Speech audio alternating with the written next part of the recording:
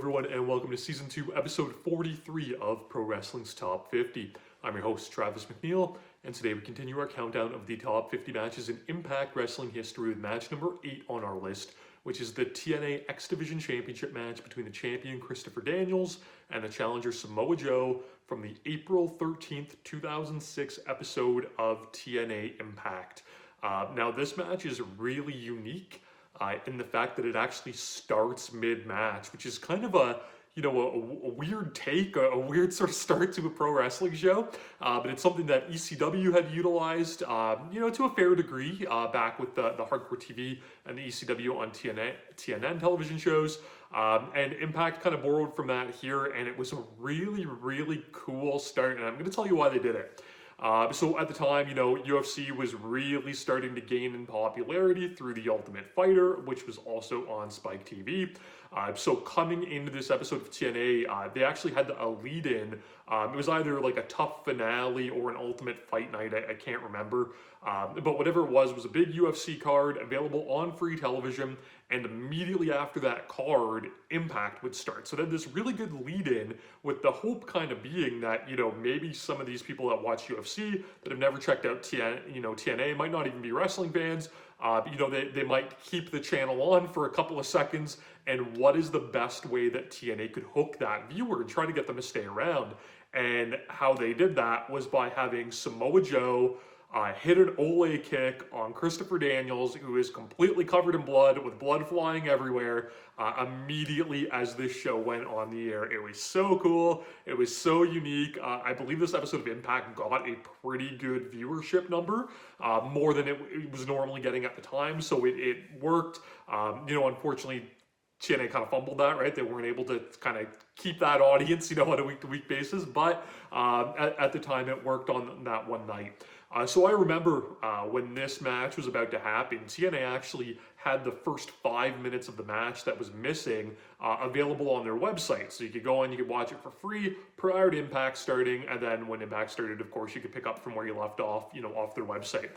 That clip seems to be completely lost. I scoured the internet for it to try to find it. I remember way back when this match aired, I had the clip downloaded, and I actually mashed up my own version of my recording of the match that I, taped off of TV, and this file that I downloaded from the TNA website, and I edited them and put it together to do a complete match. And unfortunately, that was lost many, many PCs ago. But I wish I still had it, because it, like I said, it apparently is just lost footage. If you want to watch this match, you're picking it up 5 minutes in. But that doesn't matter. This match is absolutely incredible. Samoa Joe is at maybe his peak performance in this match, as far as just being presented as an incredible, bloodthirsty savage of a badass. He, for lack of a better term, he beats the shit out of Christopher Daniels in this match. Bell to bell, just destroys him. He cuts off every piece of offense that Christopher Daniels, tries to muster. He, beats him with punches and chops in the corner. He hits, his boot scrapes right his face wash with amazing camera angles. And Joe was just covered in, Daniels' blood, and the visuals they're so good. And he just looks like an absolute monster and the most engaging pro wrestler possible, which again, with that UFC lead-in, that was so very, very important. And it was great. As a fan of Samoa Joe, he was just presented so well in this match. That said, though, this wasn't a squash. So even though, like I said, Joe dominates this entire thing, Daniels gets enough hope spots, and he's so compelling throughout it with his facial expressions and just his willingness to take damage and to try to fight back, that it had this fantastic story, and you didn't feel unsatisfied that it was just Samoa Joe, destroying this man. It was just a beautiful overall package. Daniels mounts a little bit of offense in this match, but again, every time he gets going, he counters a boot scrape with a dragon screw, but then Samoa Joe immediately cuts him off with the ST Joe. There is a tremendous sequence in here, and I've talked about Joe doing this before, where he'll chain moves together out of his powerbomb that he does. And again, no better representation of that spot than in this match. So he hits the powerbomb, As Daniels kicks out, he turns it into the high angle crab. As Daniels tries to reach himself toward the rope and crawl towards the rope, he turns that crab into an STF, pulling Daniels back. When Daniels, tries to grab the rope with his hand, he turns it into a crossface. While he's got the crossface in, he's just punching Daniels' cut, causing more and more blood to come out. And then when Daniels goes to reach with his other arm of the ropes, he turns it into a rings of Saturn. And again, it's so good, and it shows just how amazing Joe is. And again, Daniels is so good fighting from underneath in this. Daniels manages to rock Joe with a couple ensiguris. He, catches a lariat into a flatliner, and he hits a big hurricanrana from the top rope that Joe just does like a wild. Samoa Joe's a big guy, right? And he does like a wild front flip bump off of the top rope rana. That was great.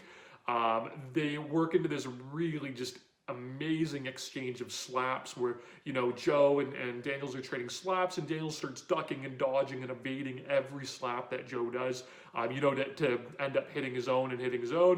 He ends up hitting a flash STO and connects with the best moonsault ever. He only gets 2, and then, he doesn't quite run out of steam, but he goes back to the well, one too many times. He tries for the top rope hurricanrana again. That was so successful before. Samoa Joe cuts him out, and one of very few times I've seen Joe do this move in his career. He hits an avalanche island driver. So an island driver, which is basically his Emerald Frozen. He hits it off of the second rope. It is brutal. It is amazing. It is nasty. It is a callback to a match that these guys had in Ring of Honor at Glory by Honor 2003, where Joe won with the island driver, which was his initial finishing move that he wasn't using at that point. So I love that little tie in there, and that's enough to have Joe reclaim the X Division Championship. Joe Daniels Styles glued up the hip for, basically half a year around this period. Incredible match after incredible match.